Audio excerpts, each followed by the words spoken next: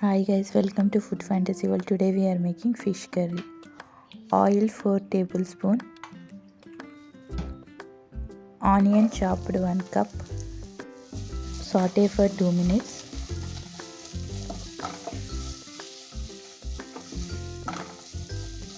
ginger garlic paste 2 tablespoon, whole pepper 1 tablespoon. Saute for 2 minutes on medium heat. Fish half kg, tomato chopped 1 cup, salt as per taste, turmeric half tablespoon, red chilli powder 2 tablespoon, coriander powder 1 tablespoon. Mix everything.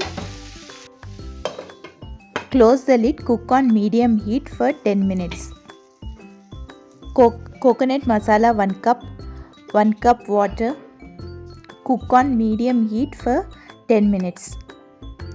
If you guys like my video, please like, share and subscribe. Please press bell icon. Whenever I upload new video, it get notified. Coriander on top. Thanks for watching. See ya. Bye.